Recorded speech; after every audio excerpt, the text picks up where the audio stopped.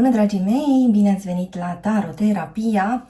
Astăzi vom face o citire interactivă despre tine și persoana care te interesează, care este energia acestei conexiuni, ce ar putea să apară între voi doi în perioada următoare. Avem două grupuri. Pentru primul grup avem tarotul urban, pentru grupul 2 avem acest Lenormand Telema. Și vă rog să alegeți cu ajutorul intuiției voastre. Găsiți toate aceste seturi de tarot, toate aceste oracole, de asemenea cursul de tarot intuitiv cu metoda Taroterapia, citiri private, cărți și alte surprize pe site-ul www.taroterapia.ro. Vă rog, luați de aici doar ceea ce simțiți voi că se potrivește și avem o citire fără timp. Este relevant momentul în care ascultați acest mesaj. Să începem. Grupul 1. Sunt aici cu cei dintre voi care au ales tarotul urban. Care este energia acestei conexiuni? Ce ar putea să apară în perioada următoare între tine și persoana care te interesează?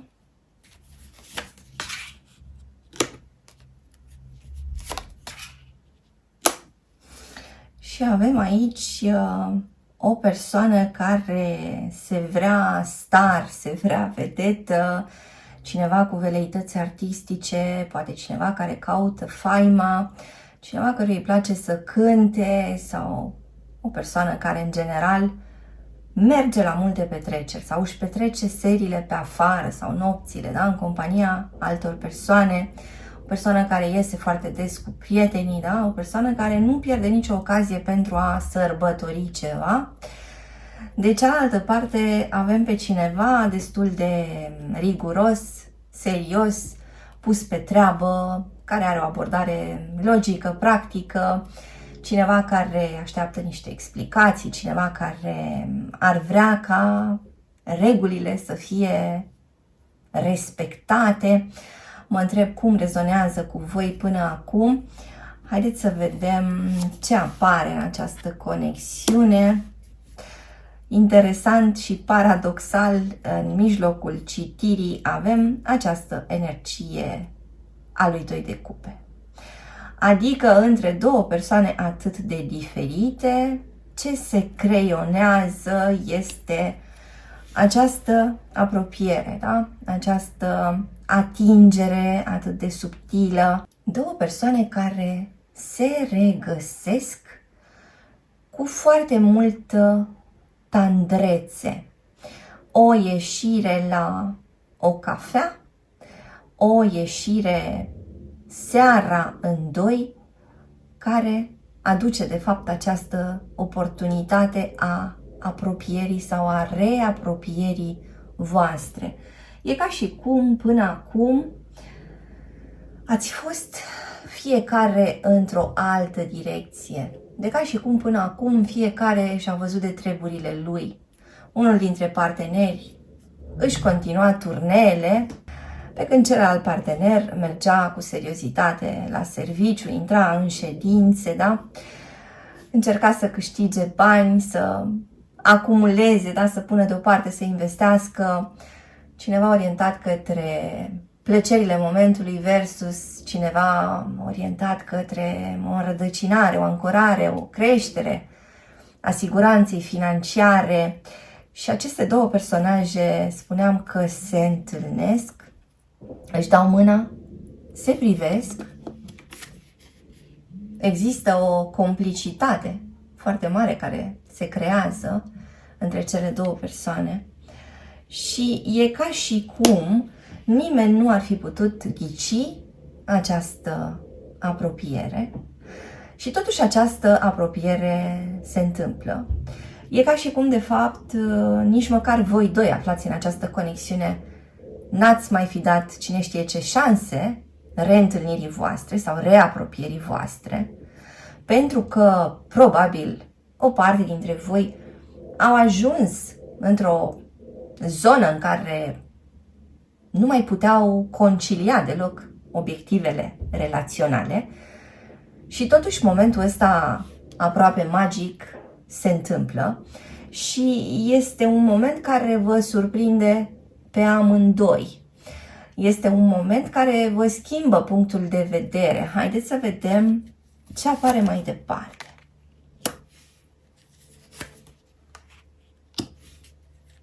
Iată, avem și ceva explicații pentru ceea ce se întâmplase. Din partea ta, ascultătorule, un soi de final, un soi de până aici a fost. Din partea acestei persoane, o mișcare foarte riscantă. Iată, cineva care stă cumva pe marginea acestei clădiri, se uită în jos. Cineva care nu-și calculează foarte bine pașii următori, da? Sau cineva care pur și simplu a făcut un soi de act aproape nebunesc. Iar această conexiune a suferit. Această conexiune e posibil să fie ajuns chiar la final. Mai simt de asemenea că și din partea ta, ascultătorule, parcă ar fi existat niște comportamente, niște abordări, o anumită atitudine care parcă n-ar fi ajutat relația voastră. Parcă fiecare dintre voi în trecut ajunsese la concluzia că cea mai potrivită cale este acea cale pe care nu pășiți amândoi. Ați avut o serie de neînțelegeri, ați avut niște conflicte, ați avut poate niște discontinuități, niște fragmentări ale acestei relații. Și parcă amândoi, spuneam, ajunseserăți la ideea că lasă, e mai bine așa. Probabil că doare, dar e mai bine să stăm separați pentru că, uite, nu ne iese împreună. Nici dacă am merge la o terapie de cuplu, da? Avem și figura terapeutului. Voi v-ați gândit la niște modalități alternative de a repara relația voastră, da? V-ați gândit să aveți un soi de mediere, v-ați gândit să aveți un soi de ajutor, dar cred că fiecare dintre voi a considerat că, de fapt, voi doi nu vă doriți același lucru și că nu prea sunt multe lucruri de pus la punct. Ce ar mai fi de reparat? Pentru că nu mai e nimic de reparat. V-ați spus voi la un moment dat. Și totuși, ceva se întâmplă și apare acea întâlnire, da? Acest doi de cupe cu energia iubirii. Această energie care leagă foarte mult, da? Această energie care parcă adună cei doi parteneri care se împrăștiaseră așa în diverse direcții și îi pune în același loc, îi aduce față în față, iar privirile lor se împletesc. La fel cum se vor împleti curând și mâinile acestor persoane. Haideți să vedem mai departe. Până acum avem pe cineva din Berbec, Săgetător sau Leu, Vărsător, pe cineva din Pești sau Rac, cineva din Scorpion. Mai avem de asemenea pe cineva din Balanță sau pe cineva din Taur. Ce se întâmplă în această conexiune?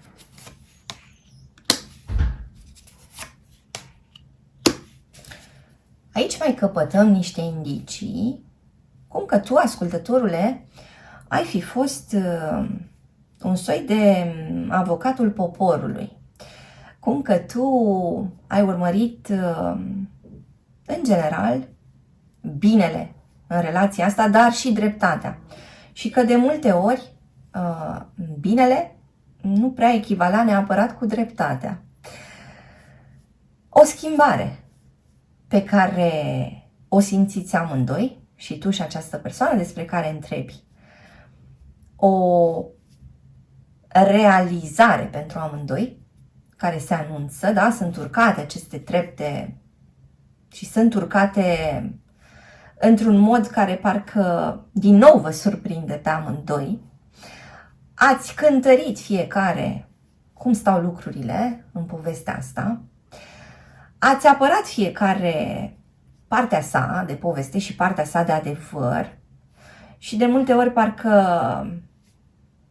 ați fi insistat fiecare dintre voi că adevărul sau dreptatea sunt mai importante decât să fiți bine unul cu celălalt.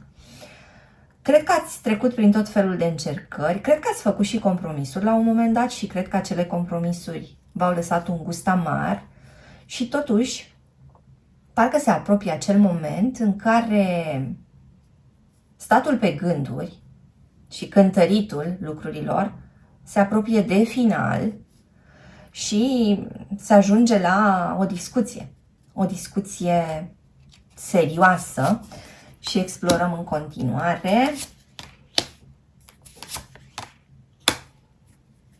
Foarte multe cărți de curte în citirea voastră, ceea ce înseamnă că o parte dintre voi s-au cunoscut la serviciu, s-au cunoscut pe timpul studiilor, s-au cunoscut într-un loc public sau o parte dintre voi aveți foarte multe influențe din partea persoanelor din jurul vostru. Parcă multă lume vrea să trăiască povestea asta odată cu voi și deci nu doar că își spun părerea, dar oamenii ăștia parcă ar vrea și să vadă că părerile lor sunt aplicate și sunt trăite de voi doi. Cine are atâtea păreri despre povestea asta? Părinții voștri, frații, verii, vecinii, prietenii, cunoștințele, colegii? De ce avem atâtea păreri și de ce avem atâtea influențe aici, în povestea asta? Vă rog să-mi spuneți mai jos în comentarii cum rezonează cu voi. Avem aici o interacțiune dintre un semn de pământ și un semn de aer sau un semn de pământ și un semn de apă. Vorbim de asemenea despre o interacțiune dintre două semne de apă sau o interacțiune dintre două semne de aer. Iată pe cineva care gătește foarte bine, cineva care este pasionat de gătit, cineva care are gusturi fine și de asemenea pe cineva care are tot felul de scenarii, iată. Cel care face filmele.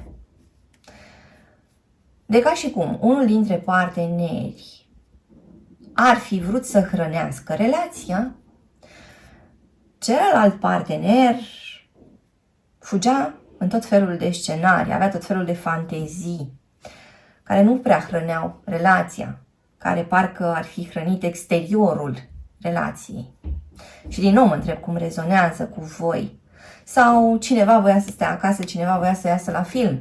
Sau, în fine, doi parteneri care, în general, voiau să-și petreacă seriile sau timpul liber într-un mod diferit.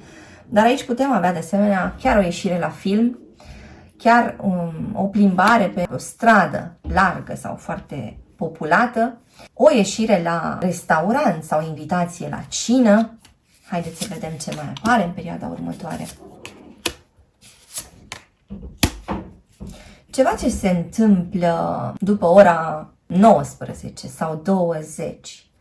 Se anunță o întâlnire seara târziu sau către noapte. Vorbim de asemenea despre cineva care parcă ar vrea să-și mai încerce norocul încă o dată.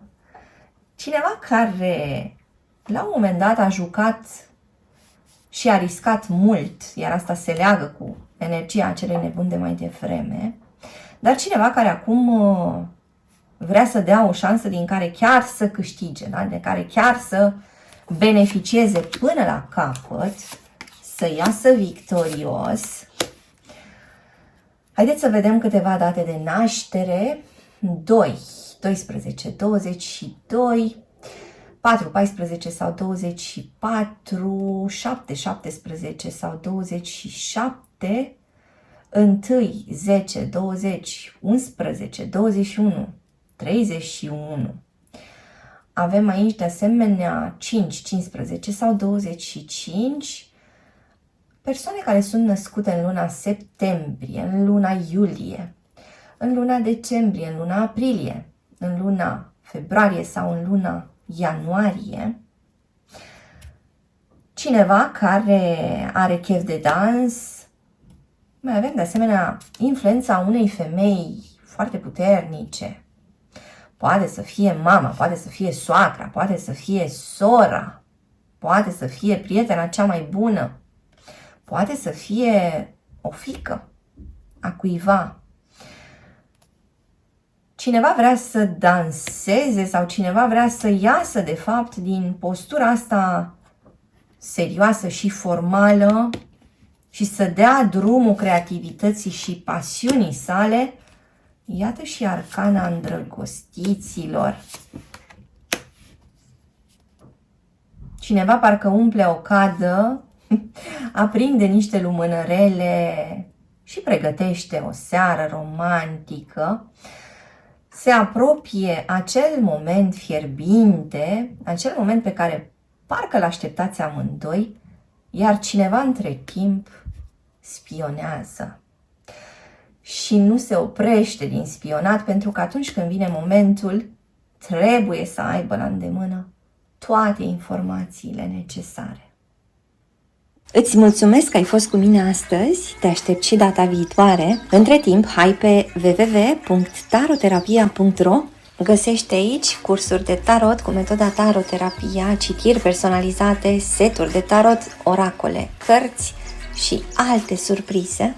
Dă un like, lasă un comentariu și abonează-te la acest canal dacă ți-a plăcut acest video, iar până data viitoare, să ai grijă de tine! Sunt aici cu grupul 2, cu cei din Rebecca care au ales Lenormand Telema. Vom folosi de asemenea tarotul celor 78 de uși. Explorăm împreună care este energia acestei conexiuni, ce urmează să apară între tine și persoana care te interesează. Haideți să vedem ce a sărit în timp ce amestecam. O situație care părea înțepenită are parte de o schimbare. Schimbarea are legătură, de asemenea, pentru unii dintre voi, cu exteriorul, cu străinătatea, cu anumite călătorii care trebuie făcute, cu jobul, cu banii, cu o afacere. Vedeți cum rezonează cu voi. Haideți să vedem mai departe. Cineva încheie un contract, cineva se apucă de ceva nou, iar asta s-ar putea să schimbe ceva în povestea voastră, în această conexiune. Tu și cu persoana despre care întrebi, ascultătorule, veți vorbi despre o casă. Veți vorbi despre a locui undeva sau a vă muta dintr-o casă, a investi într-o casă sau a renova o casă. Ceva discuții care au fost purtate aici în legătură cu niște pierderi, în legătură cu gelozia cuiva, posesivitatea cuiva. Cineva a primit niște mesaje, altcineva a interceptat acele mesaje. Mesajele au fost interpretate într-un anumit fel și e posibil să se fie ajuns într-un moment de criză în această conexiune. Cineva să fi spus, până când nu-mi dai toate explicațiile necesare, eu plec. Da? Am închis povestea asta. Până nu-mi spui cine te caută, de ce te caută, de ce ți-a scris, ce ți-a scris, eu chiar îmi văd de treaba mea.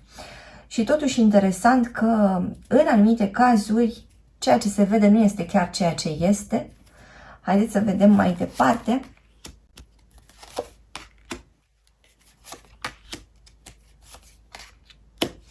O anumită neliniște pe care amândoi o simțiți în această conexiune.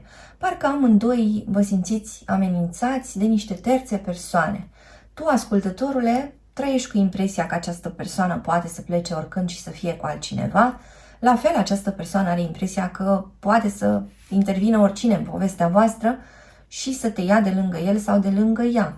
Deci pare că neliniștea apare aici de ambele părți, da? Nu doar de o singură parte.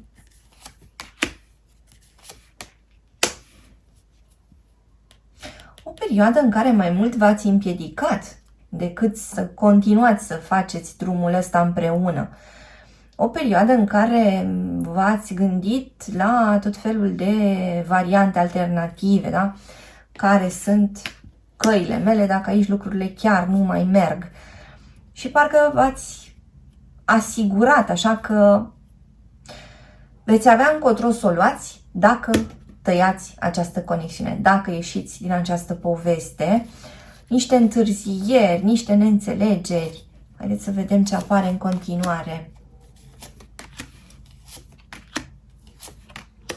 Unii dintre voi au avut sau vor avea niște discuții despre copii sau despre niște proiecte noi. O surpriză care se anunță în mediul online sau primești un e-mail sau un mesaj pe WhatsApp, ascultătorule, în care ești anunțat sau anunțată ceva ce te bucură. De asemenea, mai avem aici un răspuns oficial. Acest răspuns oficial pare să fie favorabil, mai ales pentru energia feminină.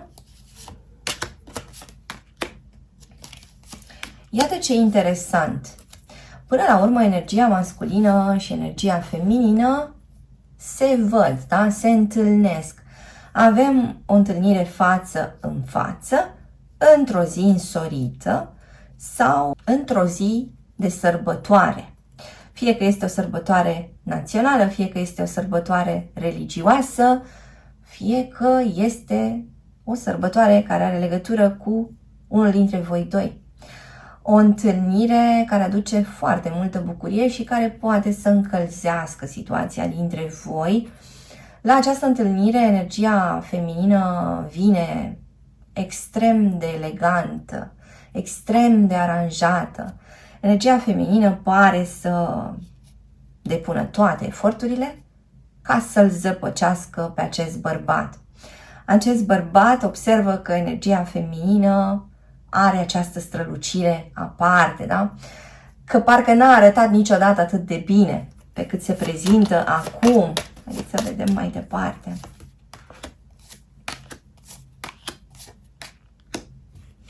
Avem aici o persoană care călătorește frecvent și care a aruncat ceva confuzie între tine și persoana care te interesează. Mai putem avea de asemenea un bărbat din apropierea voastră care nu pare să fie sincer, care pare să susțină niște variante diferite în funcție de persoanele cu care se întâlnește, în funcție de persoanele cu care vorbește.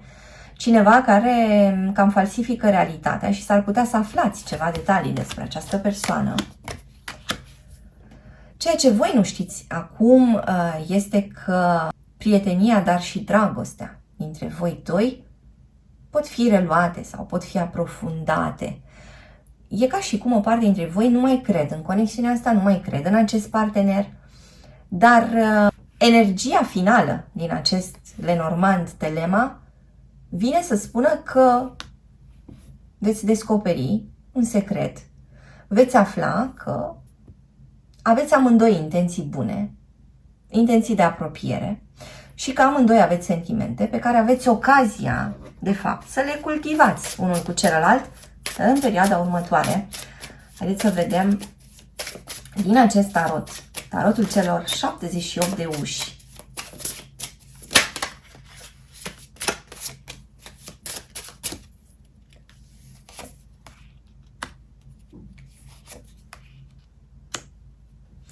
Persoana asta ar vrea să fie văzută, ascultătorule.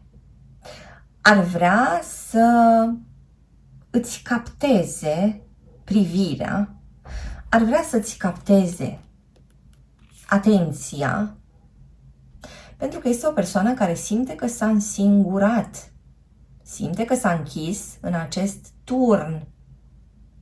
Își dă seama că s-a gândit cam mult, a analizat cam mult, a disecat cam mult. O persoană care poate deveni victima gândirii sale. Cineva rațional, dar rece. Și cineva care își dă seama că această gândire îl închide în acest turn.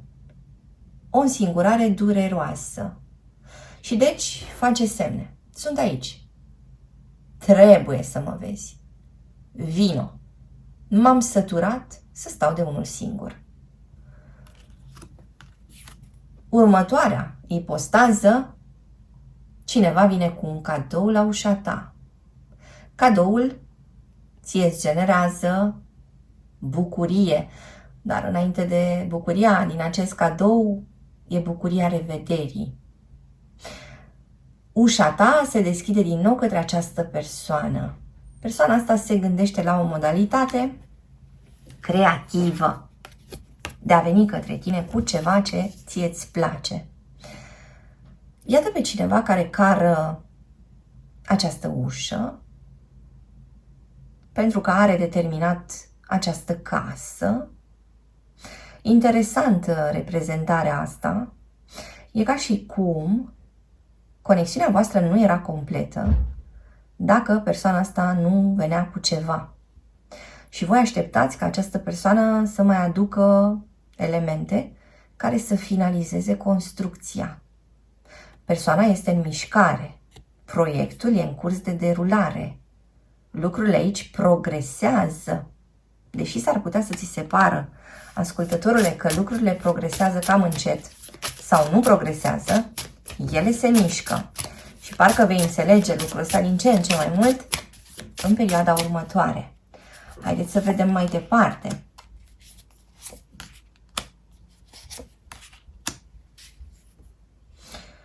Cineva care se bucură de o promovare, cineva care este aplaudat, aclamat. Iată din nou ideea asta de casă, cheile unei case. O parte dintre voi vor discuta despre mutat împreună sau despre mutat în altă parte, în altă casă. Parcă veți avea la îndemână un nou șir de chei. Iar această persoană, da, nu suportă să rămână la ușa ta. Nu suportă să audă nu din partea ta, în niciun caz n-ar vrea să experimenteze vreun refuz. O alegere care trebuie făcută. Cineva va alege cu inima, cineva parcă dă foc turnului în care se închisese. Iată, a doua oară când apare imaginea turnului. Cineva este din răceală și din acea logică seacă, sterilă. Cineva parcă vrea să se joace din nou, să se bucure din nou, să râdă din nou, să-și trăiască fiecare moment. Iată ce frumoasă reprezentare pentru un 10 de monede. Căsuța din copac și cei doi copii. Parcă aveți nevoie de niște momente de regăsire. Parcă în perioada următoare vor ieși la suprafață niște adevăruri foarte, foarte profunde. Parcă aveți parte de o reparație aici, o întoarcere, niște explicații care au foarte mult sens. Haideți să vedem niște semne zodiacale. Avem aici pe cineva dintr-un semn de foc, care interacționează cu cineva dintr-un semn de aer sau cu altcineva dintr-un semn de foc. Vorbim despre cineva în Scorpion, cineva în Fecioară, Capricorn sau Taur. Gemeni. Vorbim despre Rac. Vorbim de asemenea despre cineva în Vărsător. Avem de asemenea o interacțiune dintre două semne de apă, date de naștere 9, 19 sau 29, 2, 12 sau 22, 3, 13 sau 23, 8, 18 sau 28, 6, 16 sau 26. Avem de asemenea persoane născute în luna martie, în luna mai, în luna ianuarie, în luna august, în luna octombrie, în luna iunie sau în luna noiembrie. Mă întreb cum rezonează cu voi.